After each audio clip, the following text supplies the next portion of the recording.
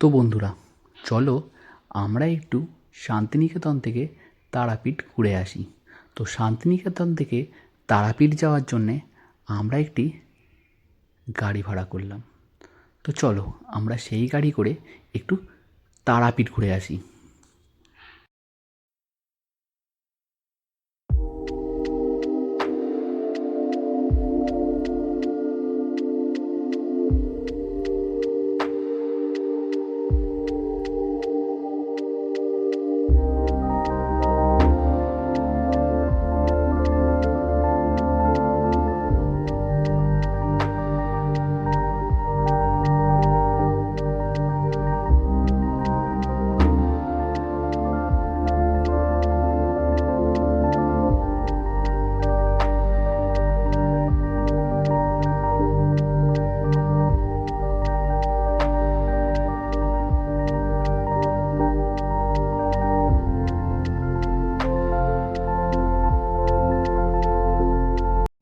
আমরা এই তারাপীঠ যেতে যেতে খুবই মজা করলাম, কারণ রাস্তা তো অনেক ছিল। যদিও রাস্তা অনেক ছিল, তারপরও এখানের প্রাকৃতিক সৌন্দর্য অসাধারণ ছিল, যা তোমরা না দেখলে বুঝতে পারবে না। তো তবুও আমি আমার ভিডিওর মাধ্যমে তোমাদের দেখাতে চেষ্টা করছি। আর এই শান্তিনিকেতন থেকে তারাপীঠ যেতে আমার কত খরচা হলো সেটাও তোমাদের অবশ্যই জানাবো। তো দেখতে থাকো বন্ধুরা।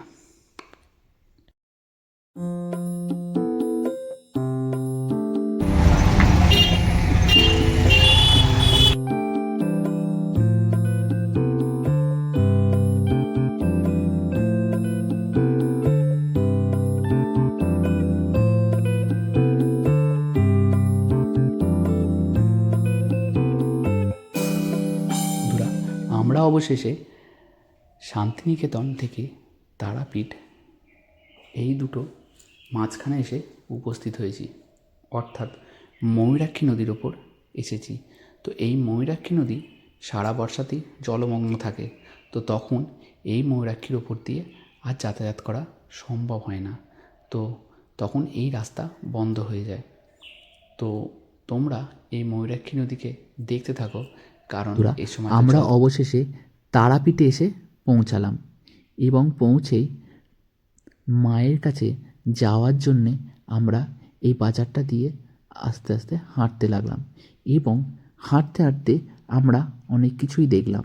যেমন এখানে বিভিন্ন ধরনের মিষ্টি ছিল, যেমন ল্যাংচা, রসগোল্লা, পান্তুয়া এবং অবশ্যই ছিল প্যাঁড়া, যা দিয়ে মাকে পুজো দিতে হয়। তো যাই হোক বন্ধুরা, শুধু প্যাঁড়া দিয়েই যে পুজো দেয় তা তো নয়, এখানে বিভিন্ন জিনিস দিয়ে মাকে তোমরা পুজো দিতে পারবে। তো চলো বন্ধুরা, আমরা একটা দোকানে ঢুকলাম এবং দোকানে ঢোকার আগে বিভিন্ন লোকেরা ধরে টানাটানি করছিল। কে বলছে আমার দোকানে এসো, তো কেউ বলছে আমার দোকানে এসো। তো যাই হোক, আমরা একটা দোকানে ঢুকে পড়লাম। তো তোমরা এসেও অবশ্যই কোনো না কোনো একটা দোকান বেছে নিও এবং সেই দোকান থেকে তোমাদের একটি পান্ডা দিয়ে দেওয়া হবে, মানে পুরোহিত, যিনি তোমাদের সেই পুজোর তোমাদেরকে পৌঁছে দেবে সেই মায়ের কাছে। তো চলো বন্ধুরা, আমরা পুজো কিনে মায়ের কাছে চলে যাই। তো আমরা অনেক পেছনে এসে লাইন দিলাম। তো চলো এগোতে থাকি।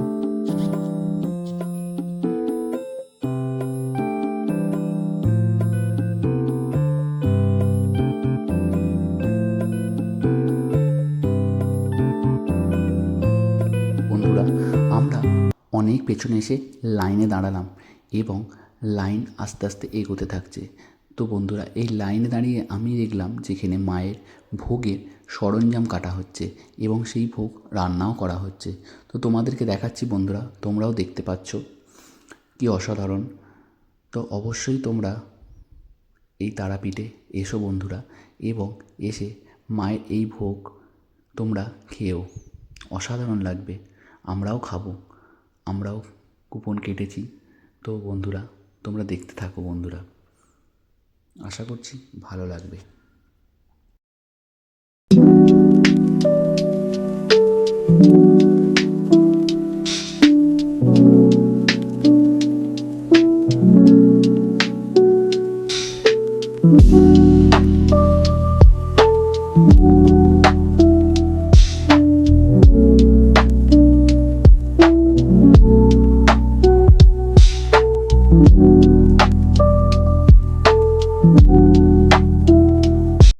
অবশেষে আমরা তারাপীঠের মন্দিরে এসে প্রবেশ করলাম ভেতরে।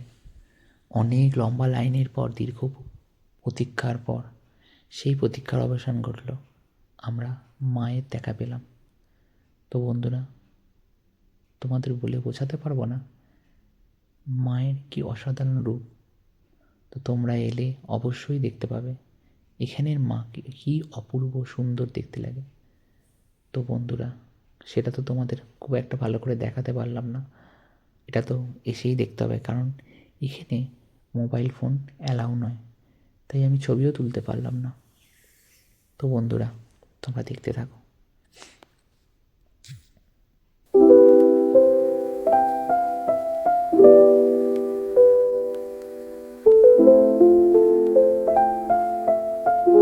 রাত 12টায় ঘরে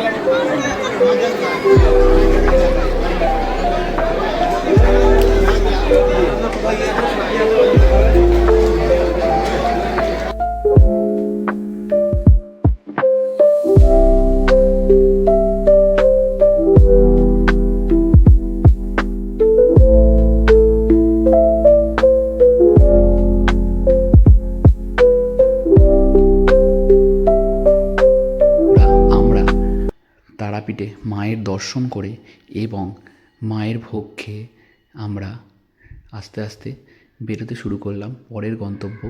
আমরা যাব তারাপীঠের শ্মশানে। তো বন্ধুরা, তোমরাও দেখতে থাকো।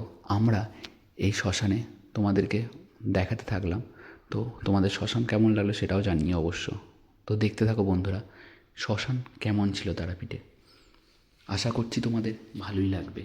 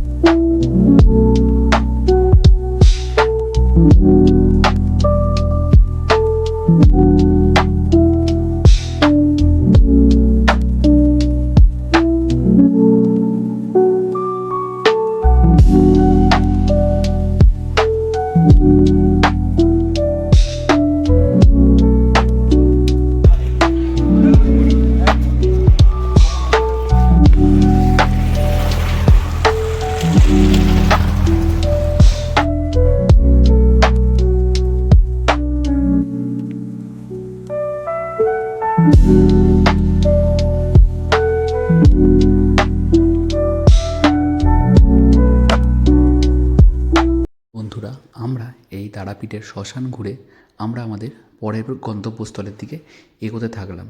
তো এগোয়ার জন্যে আমি ব্রিজের ওপর দিয়ে হেঁটে আমাদের গাড়ির কাছে গেলাম এবং সেই গাড়ি করে আমরা আমাদের পরের গন্তব্য সাধন আমার একটা জন্মস্থান তোমাদের দেখাবো। তো বন্ধুরা, তোমরাও দেখতে থাকো অবশ্যই। আমরা কি দেখলাম তোমরাও দেখতে থাকো বন্ধুরা। আর দেখতে ভালো লাগলে অবশ্যই আমাকে জানিও কিন্তু কমেন্ট বক্সে, পারলে একটা লাইক করে দেবে এবং শেয়ার করলে তো ভালোই হয়। তো দেখতে থাকো বন্ধুরা।